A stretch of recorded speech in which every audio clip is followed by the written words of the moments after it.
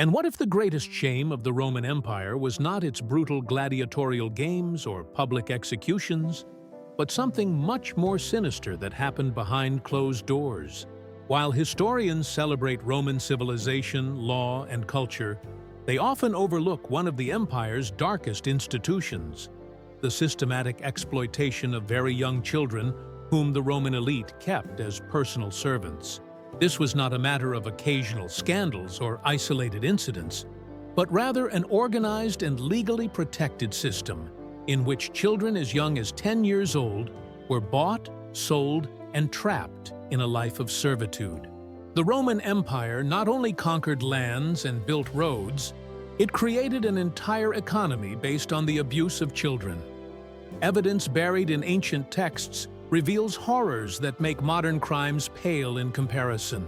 Roman male concubines occupied a specific and disturbing position in the social hierarchy of the empire, distinct from that of ordinary domestic slaves both in purpose and treatment.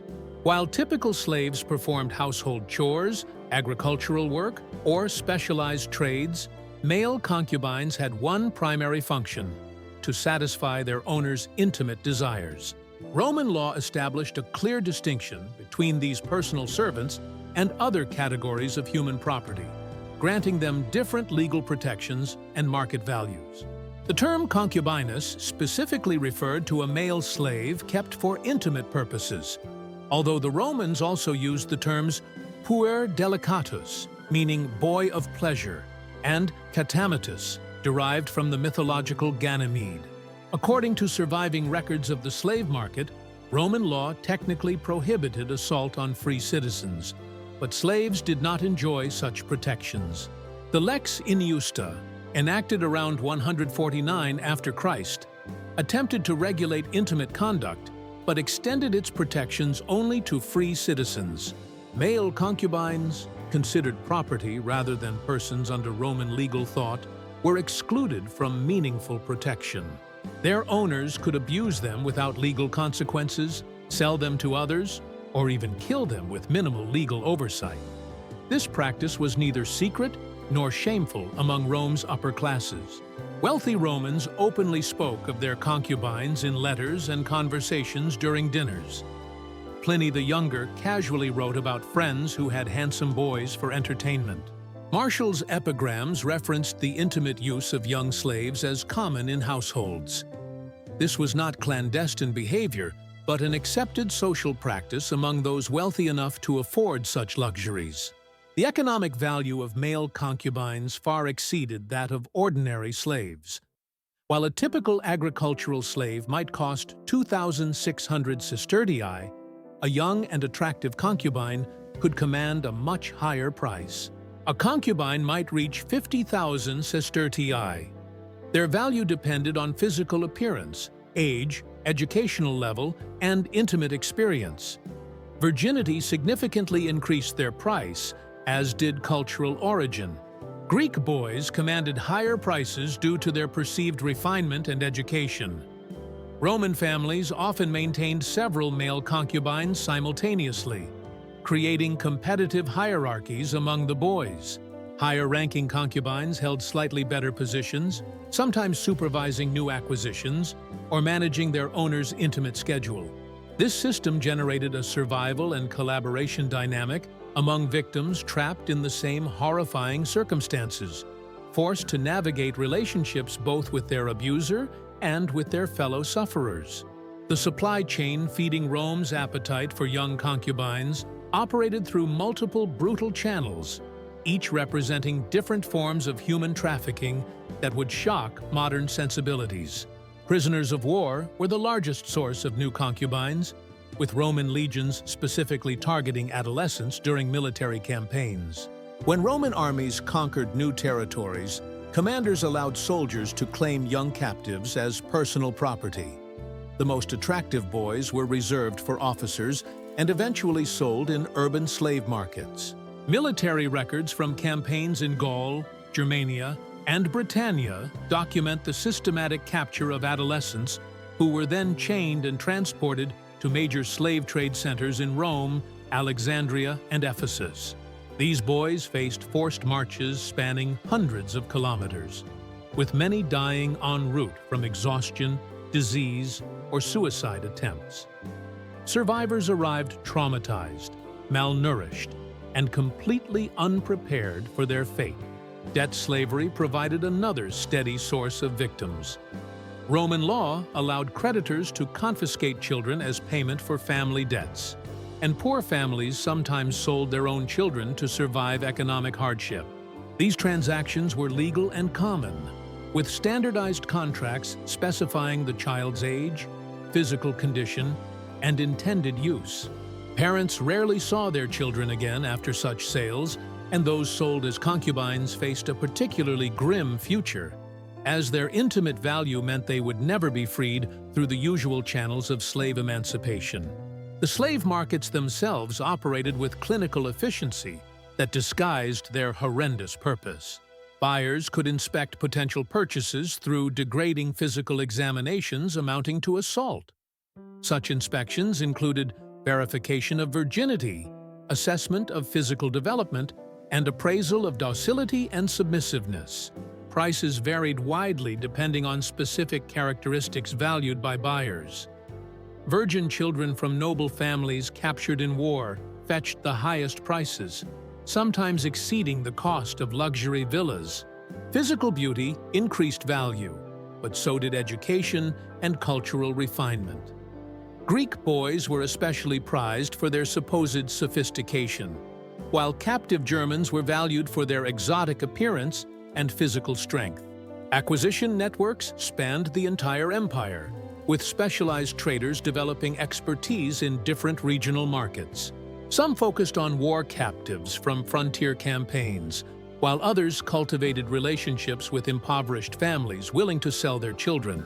Professional slave hunters even operated kidnapping rings targeting vulnerable children in rural areas where disappearances might go unnoticed. The transport of young concubines involved additional trauma and abuse. Slave ships packed dozens of children into holds designed for goods rather than humans. Many traders permitted crew members to abuse the children during the voyage, reasoning that such experience would make them more docile for future owners. Children who resisted or tried to escape faced severe beatings and deliberate scars or marks that reduced their market value as punishment. The entire system functioned with legal sanction and social acceptance, enabling its horrific scale. This normalization allowed the trade to flourish openly, with slave markets advertising their human inventory alongside livestock and household goods. This normalization allowed the trade to flourish openly, with slave markets advertising their human inventory alongside livestock and household goods.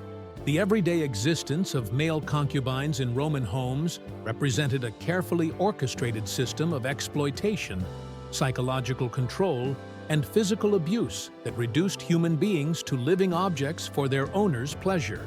These children confronted realities that destroyed their childhood identities and any hope for normal human development, trapped in environments designed to maximize their availability and their owners' satisfaction. Roman houses typically lodged concubines in small rooms near their owners' private quarters, guaranteeing constant access while maintaining the facade of separate living spaces. These rooms were deliberately sparse and uncomfortable, reinforcing the children's status as property rather than residence. Most concubines shared cramped rooms with many other boys, creating overcrowded conditions that precluded privacy or emotional recovery from daily abuse. Owners expected their concubines to display enthusiasm and pleasure during intimate encounters regardless of their actual feelings. Owners expected their concubines to display enthusiasm and pleasure during intimate encounters regardless of their actual feelings. Children who failed to convincingly show happiness during abuse faced severe punishments, adding psychological torture to physical torment. In many Roman households, detailed schedules regulated concubines' availability, assigning different boys to specific days or hours according to their owners' preferences. Psychological manipulation, maintaining control over concubines, relied on the systematic destruction of their sense of self and agency. Psychological manipulation, maintaining control over concubines, relied on the systematic destruction of their sense of self and agency. Owners deliberately isolated children from outside contact, preventing friendships or relationships that might provide emotional support or opportunities for resistance. Children were forbidden to discuss their treatment with household staff and punished if they showed distress or unhappiness that might disturb their owner's fantasy of voluntary participation. Physical punishments for disobedience or lack of enthusiasm during encounters ranged from beatings and food deprivation to deliberate scarring that permanently marked a child's non-compliance. Some owners branded their concubines with identifying marks, treating them like livestock and ensuring they could never escape their condition even if they somehow gained freedom. Total lack of autonomy extended to all aspects of their existence. Concubines could not choose their food, clothing, daily activities, or interactions with others. Owners controlled their sleep schedules, often waking children to maintain intimate relations during the night, causing chronic exhaustion that further weakened their ability to resist or think clearly about their situation. Educational opportunities, when offered, served their owners' interests rather than the children's development. Some concubines received training in music, poetry, or conversational skills to make them more entertaining companions during intimate encounters. This education became a cruel mockery of normal childhood development, turning learning into another tool of exploitation rather than a means for personal growth. The emotional impact on these children manifested in various forms of psychological breakdown that Roman sources document with disturbing matter-of-factness. Many concubines developed severe depression, and some accounts describe boys who stopped speaking altogether or self-harmed as their only way to express autonomy. Others developed dissociative behaviors, mentally escaping during abuse by disconnecting from their physical experience. Medical care for concubines focused primarily on maintaining their usefulness rather than their health or overall well-being. Household doctors treated injuries and illnesses that could affect appearance or performance, ignoring psychological trauma and other health problems that did not impact a child's value to their owner. Hierarchies that developed among multiple concubines in the same household added further psychological torture, as children competed for slightly better treatment or reduced abuse by demonstrating superior obedience or performance. This system prevented solidarity among victims and created internal conflicts that further isolated each child from possible emotional support. Some concubines developed Stockholm Syndrome-like bonds with their owners, desperately seeking the approval or affection of their abusers as a mechanism for psychological survival.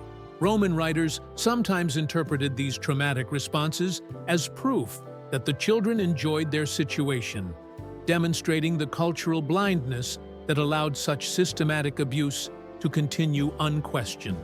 The long-term impact on survivors who eventually gained freedom included severe difficulties establishing healthy relationships, chronic depression, and a complete lack of skills necessary for independent survival. Many former concubines continued to depend psychologically on abusive, structured situations.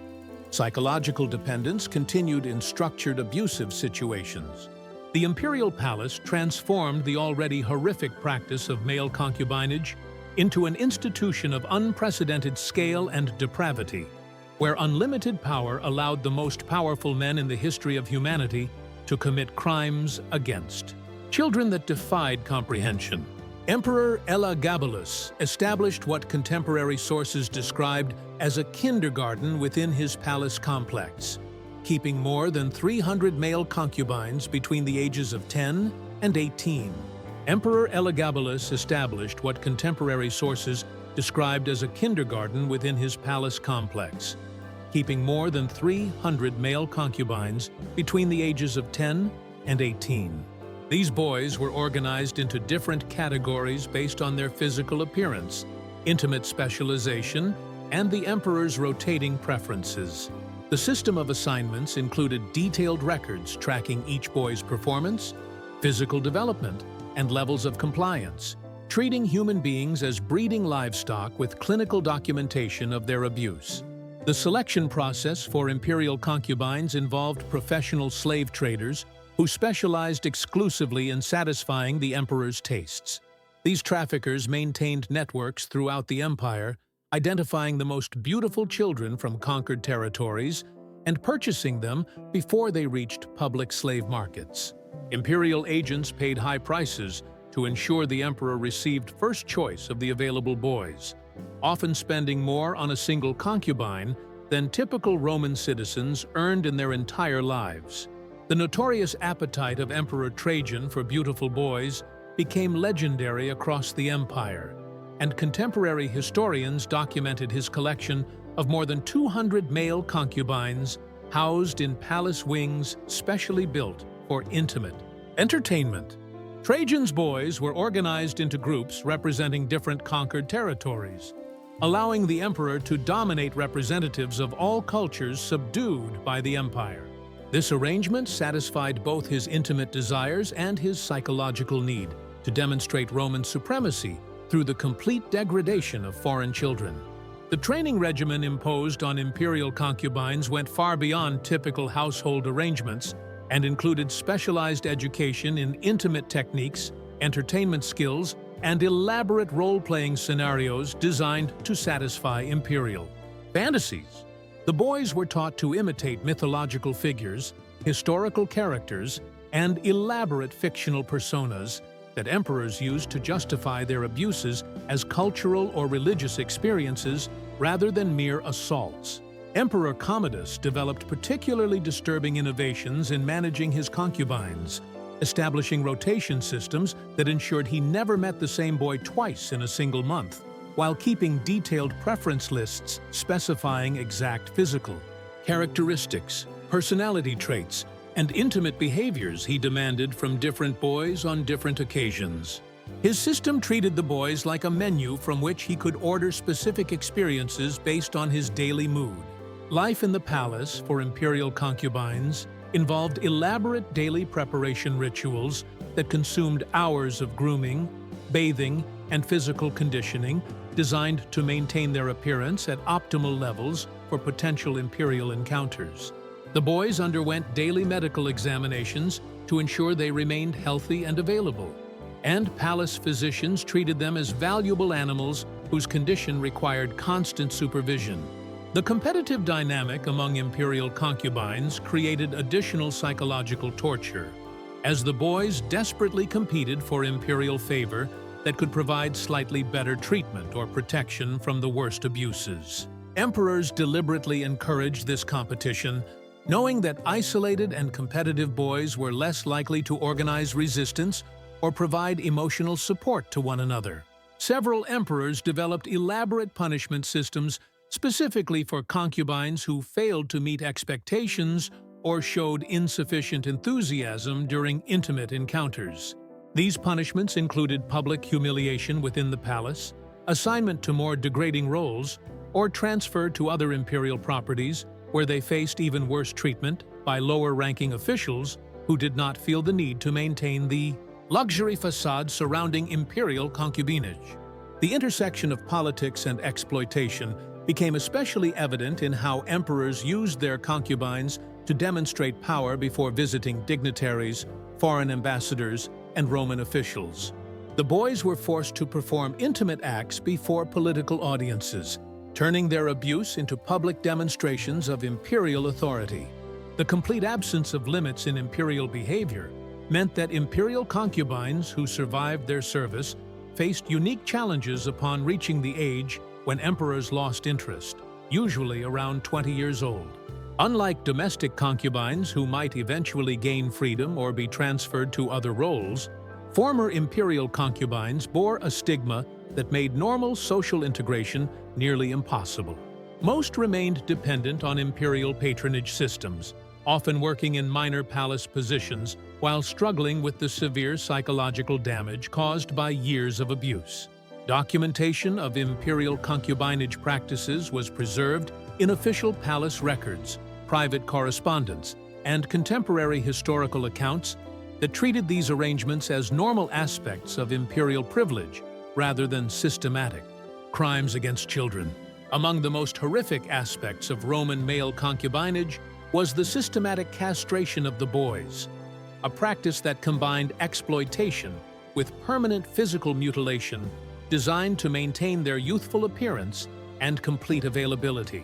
Among the most horrific aspects of Roman male concubinage was the systematic castration of the boys, a practice that combined exploitation with permanent physical mutilation designed to maintain their youthful appearance and complete availability. This procedure, performed on boys as young as 8 years old, represented the ultimate transformation of human beings into objects, destroying their natural development and ensuring their permanent status as victims. Roman castration techniques varied according to available resources and desired outcomes. Wealthy owners hired qualified doctors who performed the surgery using bronze instruments and opium to alleviate pain, though the procedure remained extremely dangerous. Regardless of medical expertise, the castration mortality rate ranged between 30 and 50%, meaning that for every eunuch who survived, at least one boy died during the procedure. The most common method involved crushing or removing the testicles while leaving the penis intact, allowing it to maintain function and preventing male development. This technique preserved the boy's ability to perform his role while ensuring he never developed adult male traits that might reduce his appeal to his owner. The surgery was usually performed during summer months when infection rates were lower, but many boys still died from sepsis, blood loss, or complications. The most extreme castration involved complete removal of all external genitalia, creating what the Romans called smooth boys, considered the most valuable type of eunuch concubines. This procedure required exceptional surgical skill and had mortality rates close to 70%. Boys who survived faced lifelong medical complications such as chronic pain, urinary difficulties, and severe psychological trauma from permanent disfigurement. The economic motivation behind castration was significant. Financially, castrated boys fetched prices 3 to 5 times higher than intact male slaves. Their inability to reproduce meant they posed no succession issues for wealthy families, while their arrested development allowed them to maintain the youthful appearance that Roman buyers prized. Escape attempts faced enormous practical difficulties, as concubines had no legal status, money, or safe destinations. Even if they managed to flee their owners, Roman law required all free persons to assist in capturing runaway slaves, making it nearly impossible for fugitives to find help or refuge. Most escape attempts ended in recapture within days, followed by severe punishment intended to deter future attempts. Punishment systems for disobedient concubines were deliberately brutal and public within households, ensuring other boys witnessed the consequences of resistance. Common punishments included severe beatings, branding, deliberate scarring, starvation, and confinement in underground chambers. Some owners mutilated rebellious concubines as examples, cutting off fingers and toes or other body parts to demonstrate the cost of disobedience. Suicide was the most common form of ultimate resistance, and contemporary sources document numerous cases of concubines choosing death over continued abuse. Methods included hanging, drowning, poisoning, and deliberate self-injury, leading to fatal infections. Some boys coordinated collective suicides, supporting each other in a final act of defiance against their oppressors. Successful escapes were rare, and usually involved external help from sympathetic relatives, although such assistance was extremely dangerous for anyone caught providing it. Some cases of concubines gaining freedom through military service after escaping amidst the chaos of war are documented, though these success stories remained exceptional and did not represent a realistic possibility for most victims. Legal protections for concubines were virtually non-existent, as Roman law treated them as property rather than persons with rights. The few available legal remedies applied only when owners exceeded certain limits, and their enforcement was sporadic and unreliable. The rise of Christianity in the Roman Empire marked the beginning of the end for institutionalized male concubinage. Although the transformation occurred gradually over several centuries rather than through immediate reform, early Christian leaders condemned the exploitation of children and slaves, creating the first organized opposition to practices that pagan Roman society had accepted as normal expressions of wealth and power. Emperor Constantine's conversion to Christianity in the early 4th century brought the first significant legal challenges to male concubinage, though his reforms focused mainly on protecting Christian children rather than abolishing the institution entirely. The Theodosian Code, established in the year 438 after Christ, included provisions making the castration of slaves a capital crime, though enforcement remained inconsistent throughout the empire. Christian bishops and theologians developed sophisticated arguments against slavery that challenged fundamental Roman assumptions about power, property, and human dignity. Leaders such as John Chrysostom and Augustine of Hippo preached that all human beings possessed inherent value transcending their legal status, directly contradicting the Roman view of slaves as property without moral consideration. The practical implementation of Christian reforms faced enormous resistance from wealthy Romans who regarded their concubines as legitimate real estate investments. Many Christian emperors reached a compromise by allowing existing arrangements to remain while banning new acquisitions, creating a gradual phase-out rather than immediate change. Religious communities developed networks to hide and protect former concubines, although these activities remained dangerous and could lead to severe legal consequences for participating monks. The economic disruption of the late empire also contributed to the decline of male concubinage, as fewer Romans possessed the wealth necessary to maintain costly collections of boys. Military pressures and economic instability made luxury slaves increasingly unaffordable for all but the richest families. Despite Christian opposition and legal reforms, the practice persisted in modified forms well into the Byzantine period, demonstrating the deep cultural roots of institutionalized exploitation within Roman society.